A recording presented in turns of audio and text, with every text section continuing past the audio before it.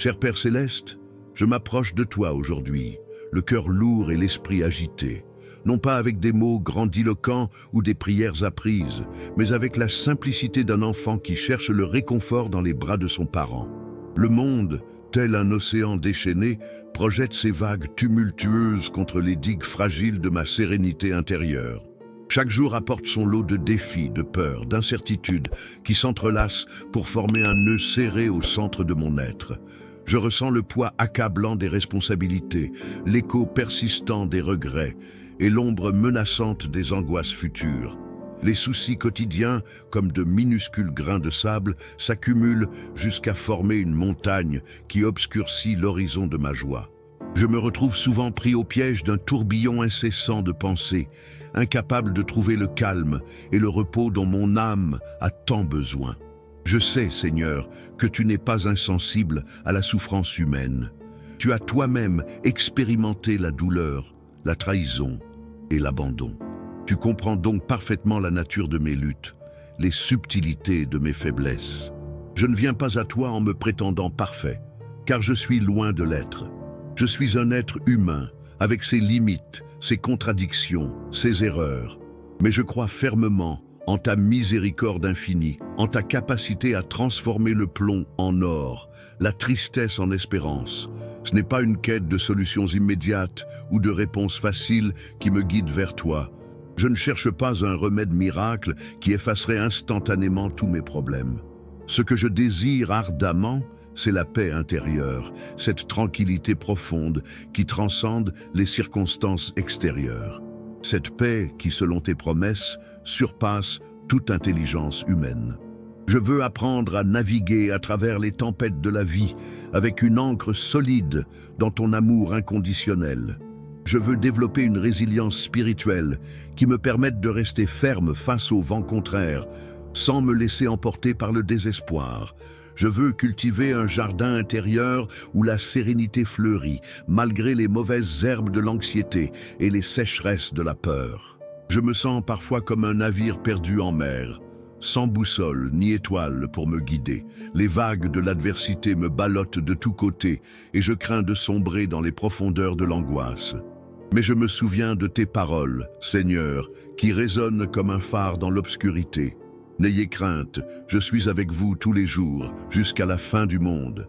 Cette promesse est mon réconfort, mon espérance, mon point d'ancrage. Je sais que tu ne me laisseras jamais seul, que tu es toujours présent à mes côtés, même lorsque je ne te sens pas. Je te confie donc mon cœur brisé, mes peurs les plus profondes, mes doutes les plus tenaces. Je te demande de me remplir de ta paix, cette paix qui surpasse toute compréhension, cette paix qui garde mon cœur et mon esprit en Jésus-Christ. Je ne prétends pas comprendre tous les mystères de l'existence, ni maîtriser tous les aspects de ma vie.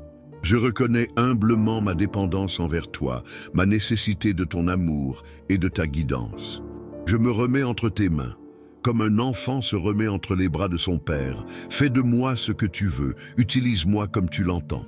Que ta volonté soit faite dans ma vie et que ton nom soit glorifié à travers mes actions. Je ne sais pas ce que l'avenir me réserve, mais je sais que tu es là et cela me suffit. Je ne peux pas contrôler les événements extérieurs, mais je peux choisir ma réaction intérieure.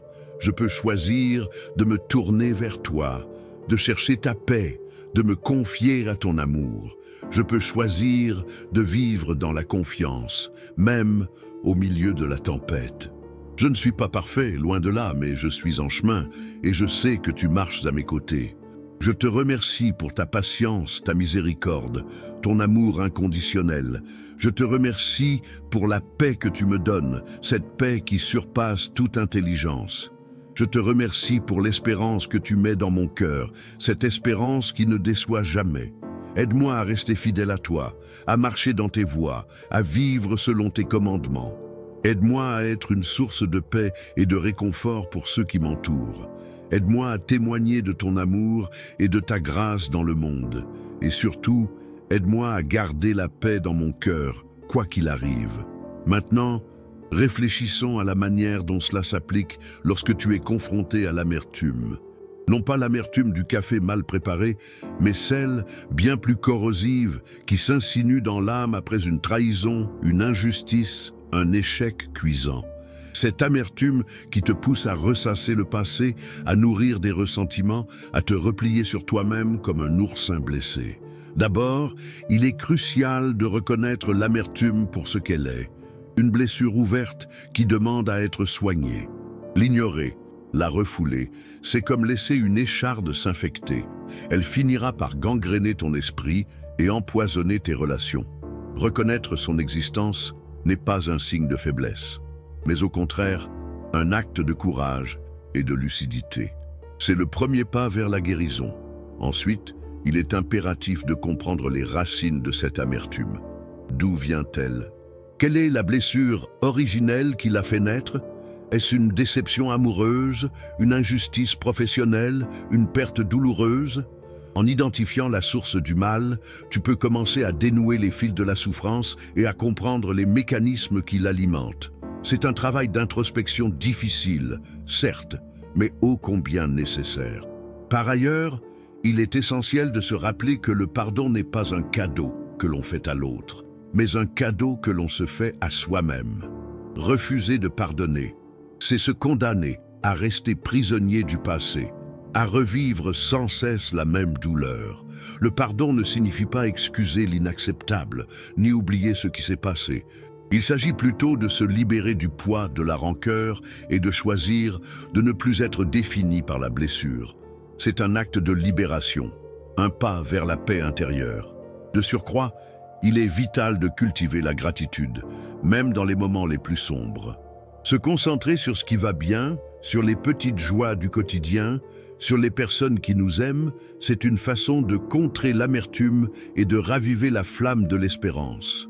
Tenir un journal de gratitude, par exemple, peut être un outil précieux pour se rappeler les bienfaits de la vie et pour développer une attitude plus positive. En outre, il est important de se rappeler que l'amertume est un sentiment passager. Elle ne définit pas qui tu es, ni ce que tu vaux.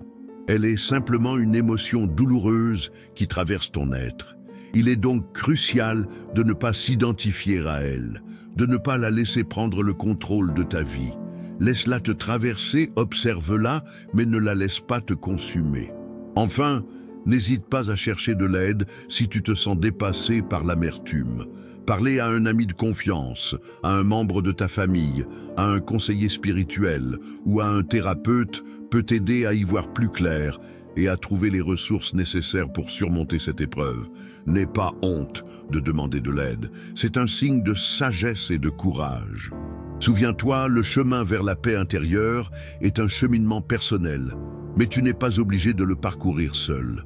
À présent, songeons à la manière dont cette aspiration à la paix intérieure se manifeste concrètement lorsque l'on est confronté à des déceptions répétées. Non pas les petites contrariétés passagères, mais ces désillusions profondes qui s'accumulent, érodant peu à peu notre foi en l'avenir et notre confiance en autrui. Ces promesses non tenues, ces espoirs déçus, ces rêves brisés qui laissent un goût amer dans la bouche et une cicatrice indélébile dans le cœur. Force est de constater que la vie est rarement un long fleuve tranquille. Elle est jalonnée d'obstacles, d'imprévus, de moments de doute et de découragement. Il est donc illusoire de penser que l'on peut éviter complètement les déceptions. En revanche, ce qui dépend de nous, c'est la manière dont on choisit de les accueillir et de les surmonter. Plutôt que de se laisser submerger par la tristesse et le ressentiment, il est possible de transformer ces expériences négatives en opportunités de croissance et de résilience. Cela étant dit, il est capital de s'accorder le droit de ressentir sa douleur. Nul besoin de faire semblant d'être fort et invincible. Accepter sa vulnérabilité est un signe de maturité et d'authenticité. Permettez-vous de pleurer, de vous confier à un ami, de prendre du temps pour vous ressourcer. Refouler ces émotions ne fait qu'aggraver la situation à long terme. Cependant, il est tout aussi important de ne pas s'enliser dans la victimisation. Se complaire dans la plainte et le ressentiment ne fait que renforcer le sentiment d'impuissance et de désespoir. Au lieu de se demander « Pourquoi moi ?», Il est plus constructif de se demander comment puis-je rebondir? Comment puis-je tirer des leçons de cette expérience et en sortir plus fort et plus sage? Par ailleurs, considérez la possibilité que certaines déceptions soient en réalité des bénédictions déguisées. Ce qui nous apparaît comme un échec cuisant peut parfois s'avérer être une redirection vers un chemin plus adapté à nos aspirations profondes. Un emploi perdu, une relation qui se termine, un projet qui échoue. Autant d'événements douloureux qui peuvent nous ouvrir les yeux sur de nouvelles perspectives et nous pousser à sortir de notre zone de confort. En outre, il est essentiel de cultiver la patience et la persévérance. Les choses ne se réalisent pas toujours selon nos plans et dans les délais que nous avions fixés. Il est donc crucial de ne pas se décourager trop vite et de continuer à avancer, même lorsque le chemin semble long et difficile. Souvenez-vous que chaque petit pas compte et que la persévérance finit toujours par payer. Imaginez un jeune arbre plié par le vent qui se redresse à chaque fois avec une force renouvelée. À ce propos, il est judicieux de se fixer des objectifs réalistes et atteignables. Se fixer des buts trop ambitieux et inaccessibles ne fait qu'augmenter le risque de déception et de frustration. Mieux vaut commencer petit et progresser étape par étape en célébrant chaque victoire, aussi minime soit-elle. Cela permet de maintenir la motivation et de renforcer la confiance en soi. De plus, n'oubliez jamais que vous n'êtes pas seul. Il existe toujours des personnes qui vous aiment et qui croient en vous. Entourez-vous de ces personnes positives et encourageantes qui vous soutiennent dans les moments difficiles et vous aident à voir le bon côté des choses. Leur présence et leur affection peuvent être un véritable baume pour l'âme. En définitive, la clé pour trouver la paix intérieure face aux déceptions répétées réside dans notre capacité à accepter l'impermanence de la vie, à apprendre de nos erreurs, à cultiver la résilience et à nous entourer d'amour et de soutien. N'oubliez jamais que vous êtes plus fort que vous ne le croyez et que vous avez en vous toutes les ressources nécessaires pour surmonter les épreuves et tracer votre propre chemin vers le bonheur. Considérons à présent comment cette recherche de sérénité intérieure s'articule face à l'isolement, ce sentiment poignant de solitude qui peut nous étreindre même au milieu d'une foule. Il ne s'agit pas seulement d'être physiquement seul, mais d'éprouver un vide affectif, un manque de connexion profonde avec les autres, une impression d'incompréhension qui nous coupe du monde. L'isolement peut naître d'un deuil, d'un déménagement, d'une rupture, ou simplement d'une difficulté à nouer des liens significatifs. Il est une épreuve silencieuse, souvent invisible, mais dont les effets peuvent être dévastateurs sur notre bien-être mental et émotionnel. Or, face à cette solitude pesante, il est primordial de se rappeler que nous ne sommes jamais véritablement seuls. Même dans les moments les plus sombres, une présence bienveillante nous accompagne, un fil invisible nous relie à l'univers. Il peut s'agir de la foi, d'une conviction spirituelle profonde, d'une connexion avec la nature ou simplement d'une reconnaissance de l'interdépendance de tous les êtres vivants. Cultiver cette conscience de l'unité peut nous aider à transcender le sentiment d'isolement et à retrouver un sentiment d'appartenance. Cela dit, il est également essentiel de prendre des mesures concrètes pour briser le cercle de la solitude. Cela peut passer par des actions simples, comme prendre l'initiative de contacter un ami, s'inscrire à une activité de groupe, faire du bénévolat ou simplement sourire à un inconnu dans la rue. Chaque petit geste compte et peut ouvrir la porte à de nouvelles rencontres et à des échanges enrichissants. L'idée est de sortir de sa coquille, de se rendre disponible aux autres et de créer des opportunités de connexion. Par ailleurs, il convient de distinguer la solitude choisie de l'isolement subi. La solitude peut être un moment précieux de recueillement, de réflexion, de créativité, un temps pour se reconnecter à soi-même et à ses aspirations profondes. L'isolement, en revanche, est une souffrance, un état de manque qui nous prive de l'essentiel. Apprendre à apprécier les moments de solitude, à les transformer en opportunités de développement personnel, peut nous aider à mieux supporter les périodes d'isolement et à les traverser avec plus de sérénité. D'une autre perspective, il est important de remettre en question les raisons qui nous poussent à nous isoler. Avons-nous peur du jugement des autres? Manquons-nous de confiance en nous? Nous sentons-nous indignes d'être aimés? En identifiant les blocages qui nous empêchent de nouer des relations épanouissantes, nous pouvons commencer à les déconstruire et à adopter des comportements plus adaptés.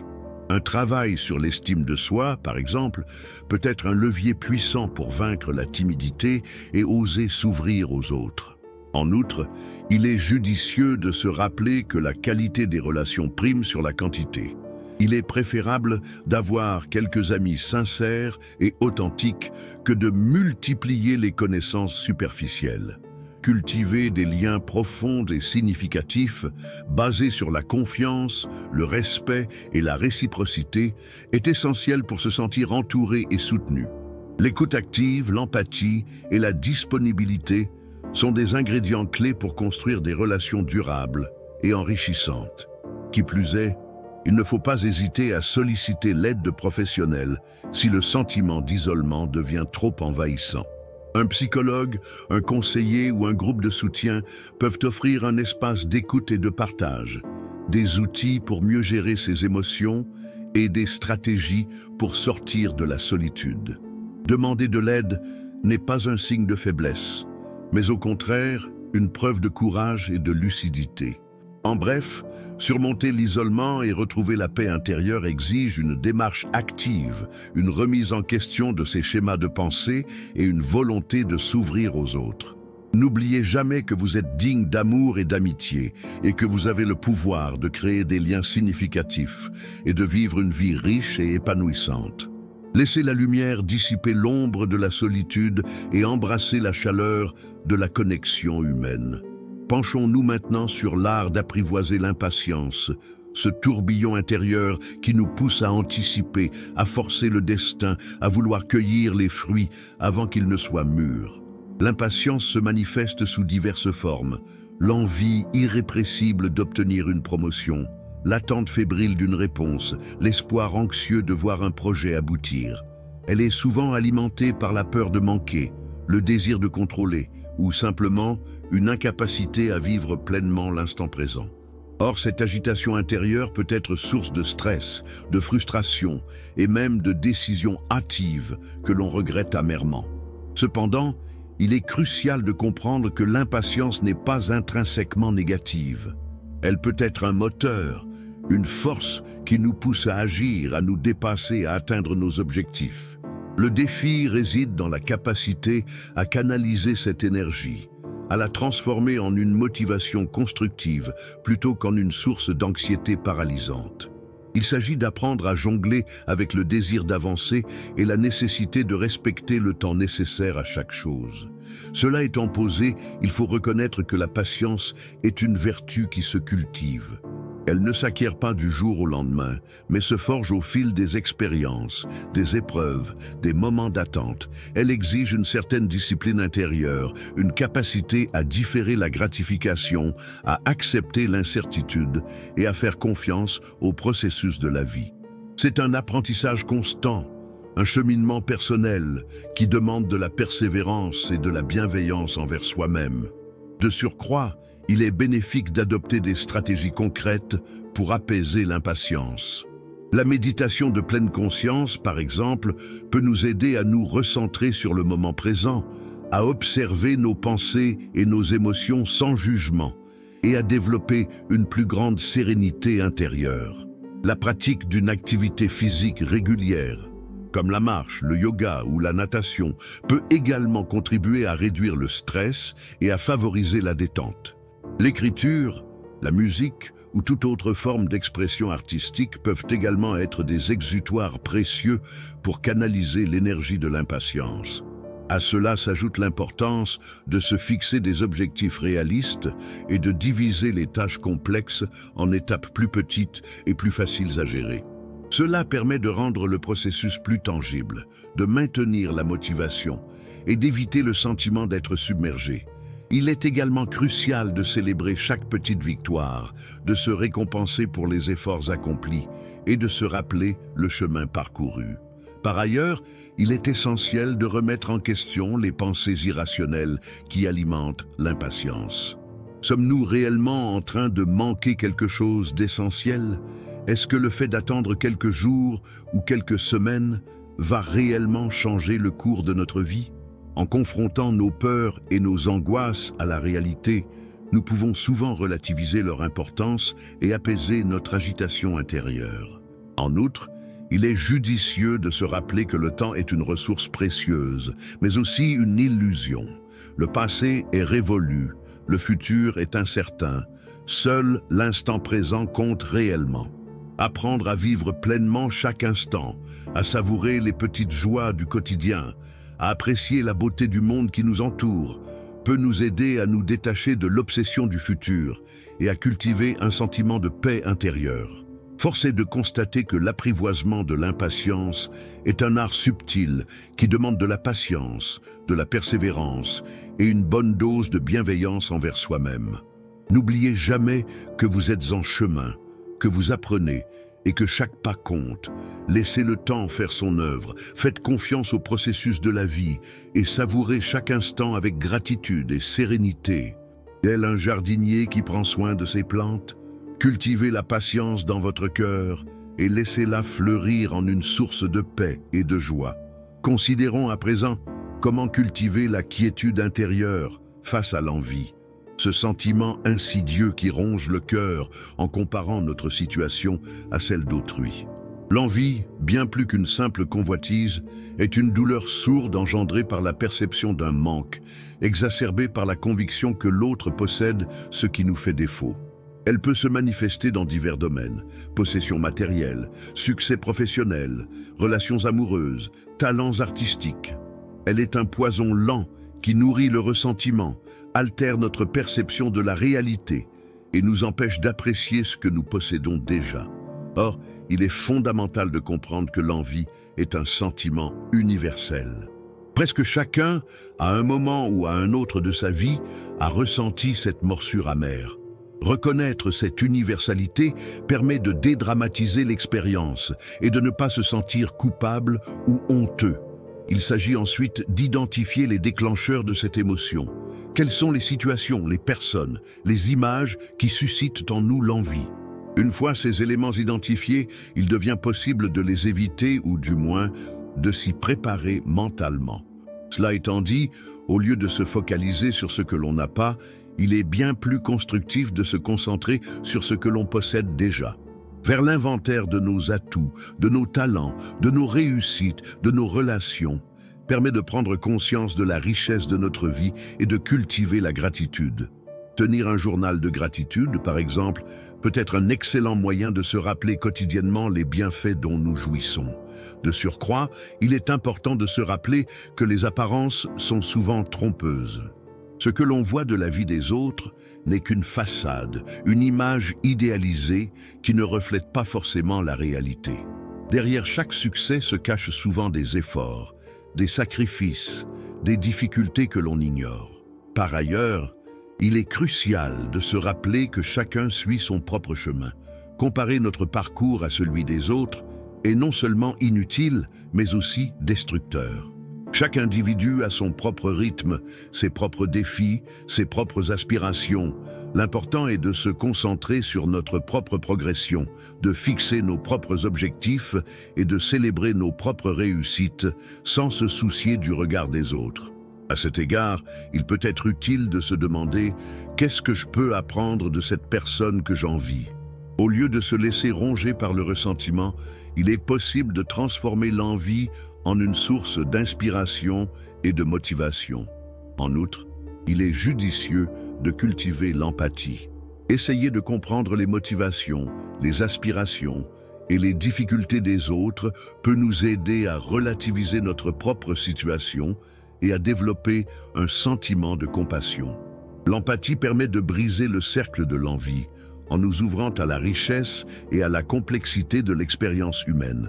Dès lors, au lieu de se laisser consumer par l'envie, il est possible de la transformer en une force positive, en se concentrant sur nos propres objectifs et en agissant pour les atteindre.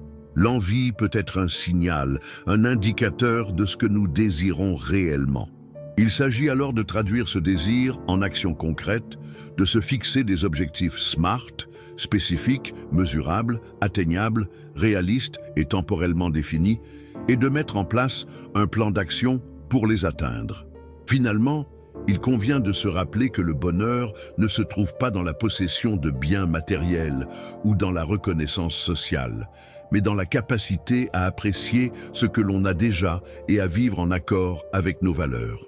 Cultiver la simplicité, la générosité et la gratitude sont des clés essentielles pour trouver la paix intérieure et se libérer de l'emprise de l'envie.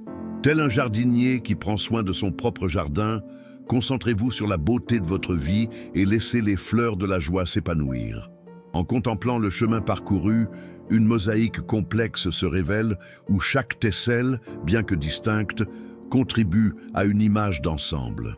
Loin de simples juxtapositions d'idées, nous assistons à une véritable alchimie intérieure, une transmutation subtile qui modifie notre perception de la quiétude. Ce n'est point une simple recette à appliquer, mais une danse délicate entre l'acceptation et l'action, entre la vulnérabilité et la force. Tel un fleuve sinueux, notre exploration a traversé des paysages variés, des vallées d'isolement aux pics d'impatience, des plaines d'envie aux oasis de gratitude. Pourtant, malgré les méandres et les rapides, un courant profond nous a guidés, celui du désir ardent de trouver une paix durable, une ancre solide dans le tumulte de l'existence. Nous ne sommes pas restés passifs devant les défis, mais avons cherché à comprendre les mécanismes qui les sous-tendent, à déconstruire les schémas de pensée qui nous entravent. À l'image d'un jardinier patient, nous avons bêché la terre de nos émotions, semé les graines de la bienveillance et arrosé les jeunes pousses de l'espoir. Nous avons appris à distinguer les mauvaises herbes du ressentiment et à les arracher avec détermination, tout en cultivant les fleurs de la joie et de la sérénité. Ce n'est point une tâche aisée, mais un travail constant, un engagement quotidien envers soi-même. Comme des navigateurs chevronnés, nous avons appris à lire les signes du ciel, à anticiper les tempêtes et à ajuster notre cap en fonction des vents. Nous avons compris que la vie est un voyage imprévisible, parsemé d'embûches et de surprises, et que la clé pour le traverser avec sérénité réside dans notre capacité à nous adapter, à apprendre et à grandir. L'horizon se rapproche, et avec lui, la promesse d'une compréhension plus profonde. Alors que nous approchons du terme de cette réflexion, il est essentiel de prendre conscience de l'impact cumulatif de ces prises de conscience. Ce n'est point une simple accumulation de connaissances, mais une transformation intérieure, une métamorphose progressive qui modifie notre regard sur le monde et sur nous-mêmes. Nous ne sommes plus tout à fait les mêmes qu'au début de ce voyage. En nous préparant à la conclusion, souvenons-nous que la paix intérieure n'est point un état statique, mais un processus dynamique, un équilibre fragile à maintenir. Elle n'est point une destination à atteindre, mais un chemin à parcourir, une quête constante qui nous enrichit et nous transforme. Restons vigilants, ouverts et prêts à accueillir les leçons que la vie nous réserve. Ainsi, au terme de cette introspection partagée, il ne s'agit point de dresser un bilan exhaustif, ni d'ériger un monument à la sérénité conquise. L'essence même de notre démarche réside dans la conscience accrue d'un cheminement perpétuel, d'une quête inlassable où la destination importe moins que la manière dont on choisit de l'arpenter. La paix intérieure, tel un jardin secret, ne s'offre qu'à ceux qui consentent à en cultiver les terres avec patience et humilité. Nous avons exploré les méandres de l'âme, débusqué les ombres qui obscurcissent notre perception et démasqué les illusions qui nous maintiennent captifs. L'isolement, l'impatience, l'envie, autant d'épreuves qui, paradoxalement, se révèlent être des opportunités de croissance, des invitations à nous recentrer sur l'essentiel. Car au-delà des tempêtes émotionnelles, une lumière intérieure persiste, une flamme vacillante qui ne demande qu'à être ravivée. Il ne suffit point d'éradiquer les sentiments négatifs, mais plutôt de les apprivoiser, de les transformer en alliés. L'impatience peut devenir une force motrice, l'envie une source d'inspiration et l'isolement un moment privilégié de recueillement. L'alchimie intérieure consiste à transmuter le plomb en or, à sublimer la souffrance en sagesse, à transformer la peur en amour. La véritable pratique commence maintenant. Il ne s'agit plus de théoriser, mais d'incarner les principes que nous avons explorés. Chaque matin, au réveil, renouveler notre engagement envers la paix intérieure. Chaque soir, au coucher, faire le bilan de notre journée, identifier les moments de gratitude et les occasions manquées. Chaque rencontre, chaque épreuve, chaque joie, autant d'opportunités de mettre en pratique notre art de vivre. Que cette quête de sérénité ne soit point un exercice solitaire, mais une invitation à tisser des liens authentiques, à partager nos expériences, à soutenir ceux qui cheminent à nos côtés. Car la paix intérieure se nourrit de l'amour, de la compassion et de la solidarité. Ensemble, nous pouvons créer un monde plus juste, plus harmonieux et plus paisible. Alors, ouvrez votre cœur, laissez la lumière irradier votre être et embrassez la promesse d'une vie pleinement vécue, riche de sens et de sérénité. Le chemin est long, certes, mais la récompense est infinie. Que la paix soit avec vous, aujourd'hui et toujours.